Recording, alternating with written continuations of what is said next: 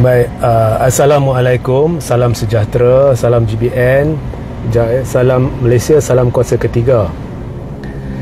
Jadi jika audio jelas boleh bantu maklumkan kepada saya ya, seperti biasa.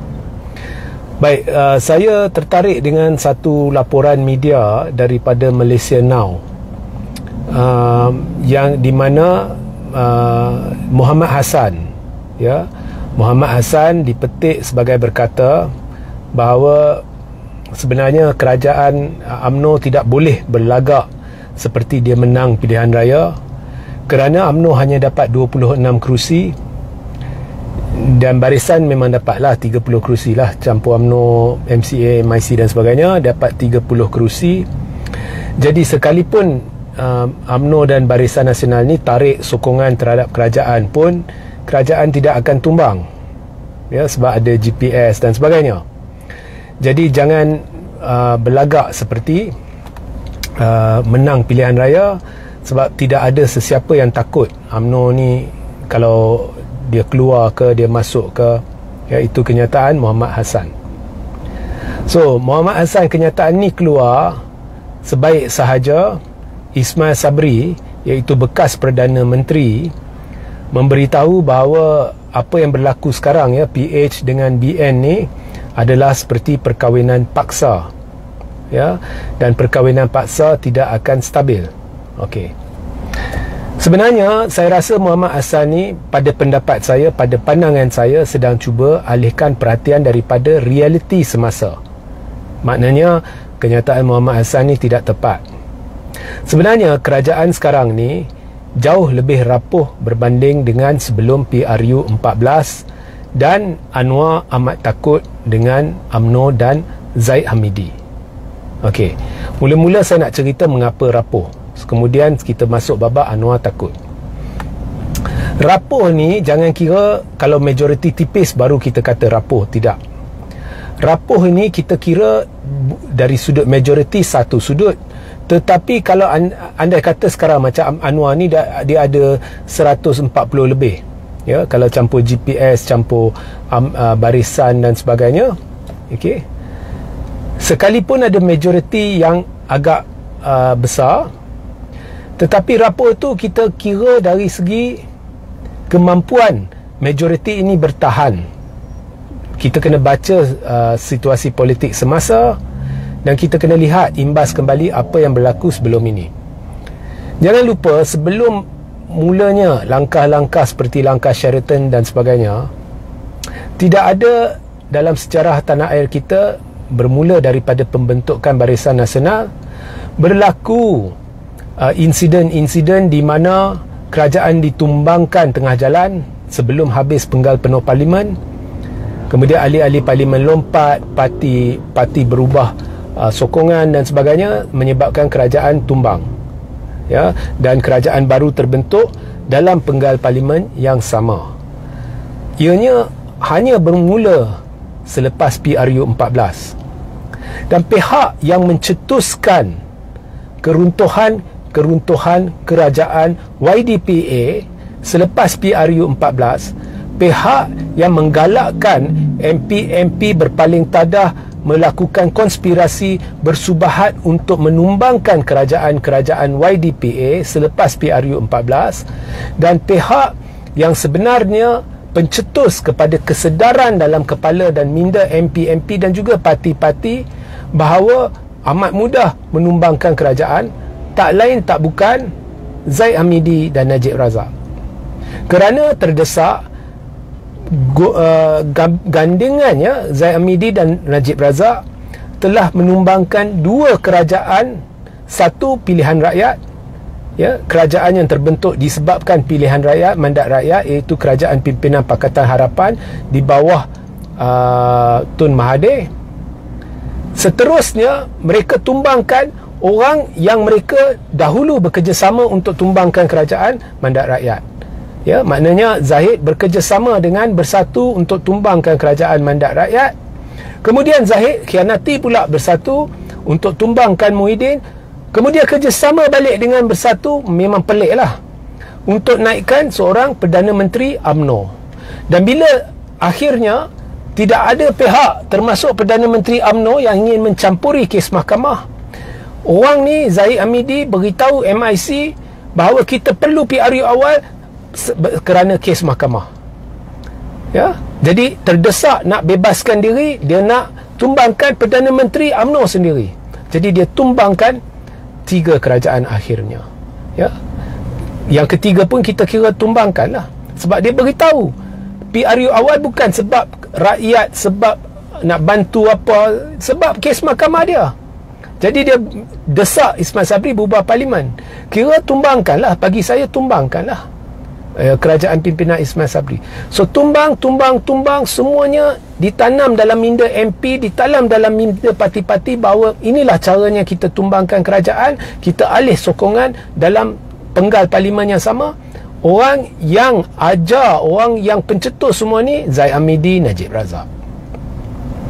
So bila Muhammad Hassan kata, ya, tak ada siapa yang takut dengan UMNO barisan sebab kalau keluar pun masih cukup majoriti, ini bohong. Sebenarnya mereka takut. Mereka takut, dan jangan lupa, mereka takut bukan sebab siapa, sebab Zahid. Sebab Zahid lah pencetus. Zahid lah orang yang meracuni minda MP-MP. Kemudian Zahid bersubahat, bersekongkol dengan pihak-pihak tertentu, merancang untuk tumbangkan kerajaan. Bila dia tidak dapat apa yang dia hendak, dia mula bincang sana, bincang sini untuk cuba tumbangkan kerajaan. Jadi Zahid lah ni duduk ada dalam kerajaan, dan dia bukan calang-calang orangnya. Dia timbalan Perdana Menteri. So memang kalau saya Anwar, saya pun takut dia akan merancang, bercatur. Sebab orang yang khianat, dia sentiasa akan khianat. Dan bukan Zahid tak pernah khianat Anwar sebelum ni. Jadi saya akan takut. Itu pertama. Kedua, sejarah menunjukkan GPS sentiasa ikut Barisan Nasional. Jadi jika Barisan Nasional keluar, ya, ada kemungkinan tinggi GPS keluar. Asalkan ada formula lain nak bentuk kerajaan, kerajaan ni tak stabil. Kerajaan ni rapuh. Khususnya bila ada orang seperti Zahid Hamidi. Dan kalau mereka pernah buat sebelumnya, tidak mustahil mereka akan buat semula. Ya. So, ini bohonglah bahawa kerajaan tidak takut. Ya, lebih-lebih lagi, anda perlu lihat ada 30 MP Barisan Nasional. Dalam pilihan raya umum ke-15, kita diberitahu Ismail Sabri adalah poster boy. Maknanya jika Barisan menang, Ismail Sabri akan jadi Perdana Menteri. Itu janji Zahid. So, walaupun Barisan Nasional tidak menang, tetapi kalau dah janji nak jadikan Ismail Sabri timbalan Perdana Menteri, maaf, ya. So bila tak menang, sekurang-kurangnya dialah jadi timbalan Perdana Menteri. Ismail Sabri tak ada pun kes mahkamah. 29 MPBN tak ada kes mahkamah. Tetapi Anwar lantik Zahid.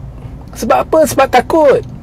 Sebab kalau Barisan Nasional tidak mahu kerjasama, ya, esok kemudian GPS ikut Barisan Nasional pergi hala Muhyiddin. Kononnya, ya, contohnya lah, bagi Zahid, kalau Anwar tak nak bantu saya, sama juga saya pergi kat Muhyiddin.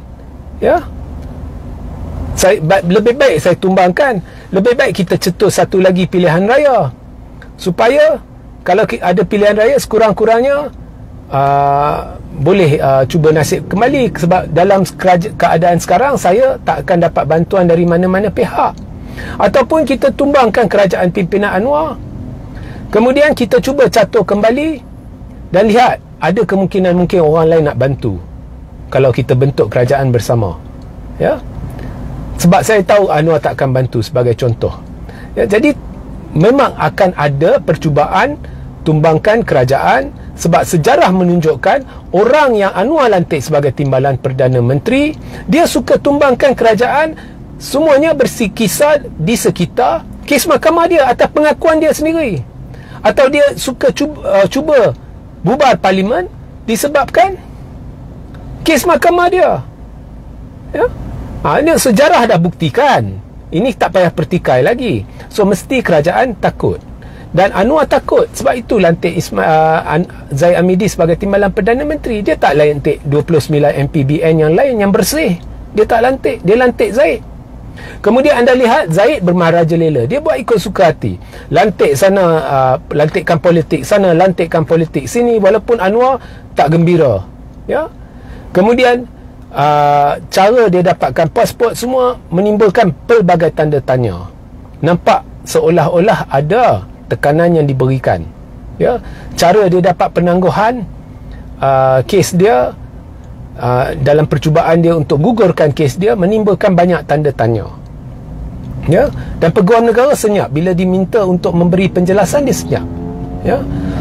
So dalam keadaan ini mungkin Pakatan Harapan terjejas bila berlaku pilihan raya negeri ke, pilihan raya kecil ke, atau esok pilihan raya umum. Pakatan Harapan terjejas sebab penyokong mereka menyokong Anwar, menyokong DAP, menyokong PKR, menyokong Amanah atas janji berdekat lamanya. Kononnya mereka nak lawan rasuah. Sekarang penyokong mereka lihat Zahid pasport dah dapat, cara mencurigakan. Penangguhan kes dia dah dapat, cara mencurigakan. Kemudian lantikan-lantikan politik, janji-janji tidak dipenuhi. Anwar lantik seorang yang tertuduh jenayah sebagai timbalan Perdana Menteri. Dia sanggup kerjasama dengan kleptokrat, ya. Kalau Najib dibebaskan lagi teruk, ya. Jadi semua ni akan mengganggu gugat PH dalam pilihan raya. Mesti akan berlaku sabotaj, mesti akan berlaku boikot, mesti prestasi PH akan turun sedikit. BN pula jangan harap Melayu nak sokong lagi.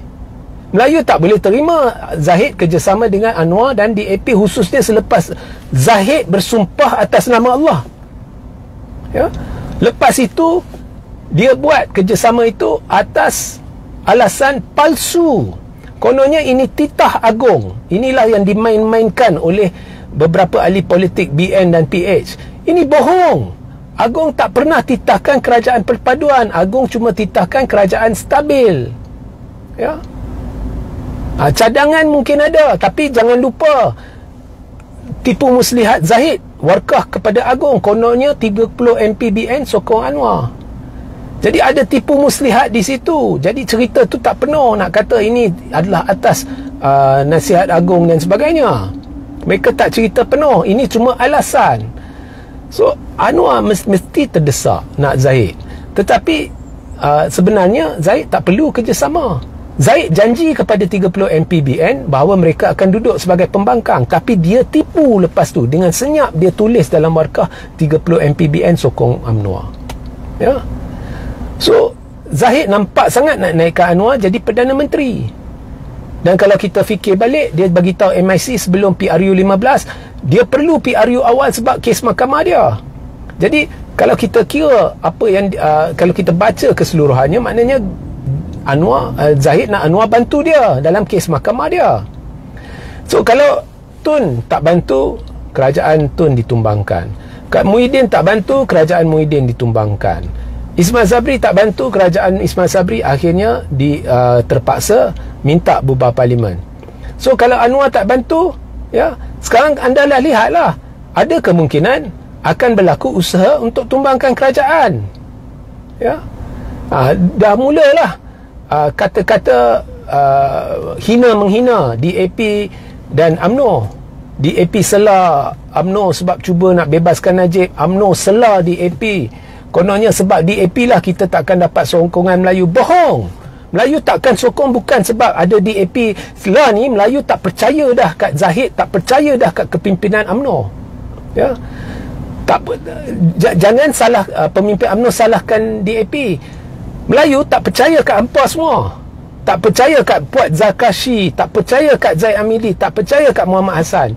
Jangan Muhammad Hassan menipu. Kononnya kerajaan tak takut. Kerajaan sangat takut bahawa jika UMNO tarik diri, UMNO akan melakukan sesuatu untuk cuba mempengaruhi GPS tarik diri, kemudian kerajaan pimpinan Anwar jatuh, ya. So jangan cuba nak bohongi rakyat seolah-olah Zahid ni dia tak ada kuasa untuk menumbangkan, tak ada pengaruh untuk menumbangkan kerajaan. Zahid, kalau kita lihat sejarah, Zahid ada kemampuan nak tumbangkan kerajaan dengan subahat-subahat dia, dengan perancangan-perancangan dia. Semuanya berkisar di sekitar kes mahkamah Zahid, ya. Dan andai kata esok Zahid berjaya bebaskan diri dia dengan mungkin bantuan Peguam Negara sebagai contoh, tak ada sebab dia nak kekal dengan Anwar. Dia mungkin nak jadi Perdana Menteri, ya. Orang macam Zahid yang dah menipu, ya. Jadi mesti takut. Mesti kerajaan takut. Sebab yang ancam kerajaan-kerajaan terdahulu, termasuk kerajaan mereka sendiri, adalah UMNO bawah Zahid. Dan semestinya ancaman ini akan berlaku lagi. Lah ni dah menang PRU 15 pun di Sabah ada ancaman geng-geng Zahid. Di Melaka baru-baru ni UMNO tumbangkan UMNO sekali lagi untuk naikkan orang Zahid atas pelbagai alasan palsu. Keadaan tidak berubah selepas PRU 15. Jadi Zahid dah tipu rakyat. Kononnya bila buat PRU 15 akan bawa kestabilan. Kerajaan sekarang jauh lebih rapuh, jauh kurang stabil berbanding sebelum PRU 15. Jadi apa yang patut dilakukan ialah Anwar tidak ada pilihan, ya, bubar parlimen. Sebab dah nampak dah kalau esok PRU akan wujud satu gabungan yang akan dapat majoriti, akan bawa kestabilan. Daripada seksa rakyat, daripada benarkan Zahid terus melakukan perkara-perkara sebegini, Anwar seharusnya bubar, cetuskan pembubaran parlimen, baru orang akan hormat. Ya. So itu sajalah mesej saya. Ya, Muhammad Hassan tak payah tipulah rakyat lah. Ya, kononnya kerajaan tak takut dengan UMNO, ya. Jangan tipu rakyat, ya. Asalkan ada kemungkinan lain untuk bentuk kerajaan, sentiasa akan berlaku ancaman kerana MP-MP sudah diajar, diasuh oleh Zahid cara nak tumbangkan kerajaan. Tidak kira ada majoriti ke tak ada majoriti. Gandengan yang ada sekarang, kumpulan-kumpulan yang ada sekarang dengan mudah boleh tumbangkan kerajaan walaupun ada majoriti yang selesa. Jadi kira majoriti yang selesa tu sebenarnya tak selesa sangat lah. Boleh tumbang esok, ya. Dan jangan lupa, ya, ada orang kata, ada orang cuba tipu. Oh, tak mungkin MP kalau tarik sokongan tak boleh. Sekarang ni kena en blok. Kalau bukan en blok maknanya satu parti tarik sokongan tak boleh, sebab ada akta anti lompat. Weh, akta anti lompat ada ke tak ada, itu kira, itu belakang kira. Belakang kira lah, ya. Itu belakang kira.